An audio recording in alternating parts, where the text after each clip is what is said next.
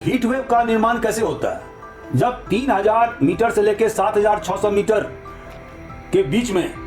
वायुमंडल में दबाव का क्षेत्र मतलब प्रेशर बिल्टअप होता है और इस प्रेशर के कारण से जो नीचे की जो सतह की हवा है वो ऊपर नहीं जा पाती है और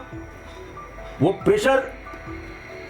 हवा को नीचे की तरफ ढकेलती है और जिसके कारण से क्लाउड का मतलब बादल का फॉर्मेशन नहीं हो पाता है, दूसरे वेदर सिस्टम उसमें इंटर नहीं कर पाते हैं, विंड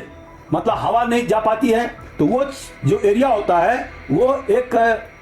हाई प्रेशर बेल्ट बन जाता है और जो सतह की हवा है वो ऊपर उठ नहीं पाता है, जिसके कारण से हीट वेव का निर्माण होता है। दूसरा कारण है लार्ज स्केल वेदर पैटर्न। जब किसी क्षेत्र विशेष में हवा का दबाव बाहर की हवाओं के कारण होता है या जो वैश्विक हवा है उससे जो क्षेत्रीय जो लोकल हवा है वो प्रभावित होता है, वेदर कंडीशन प्रभावित होता है और जिसके कारण से वहाँ का एरिया काफ़ी गर्म हो जाता है, क्योंकि उस क्षेत्र का जो हवा है या वेदर कंडीशन है वो पूरी तरह से ग्लोबल वेदर कंडीशन से प्रभावित हो जाता है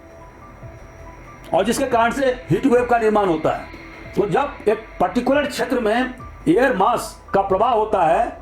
तो इस कारण से जो उस एरिया का जो तापमान है वो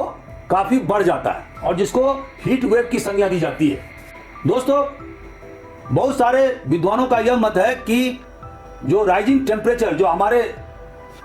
वायुमंडल में जो टेम्परेचर मतलब तापमान बढ़ रहा है, खास करके इंडस्ट्रियल रिवॉल्यूशन के बाद से, उसके कारण क्लाइमेट चेंज हो रहे हैं, वातावरण में परिवर्तन हो रहे हैं और उसका प्रभाव हीट वेव के उत्पत्ति से होता है। तो जैसे कि ग्रीन हाउस गैसेस के उत्सर्जन के कारण से जो क्लाइमेटिक चेंज हो रहे हैं उसके कारण से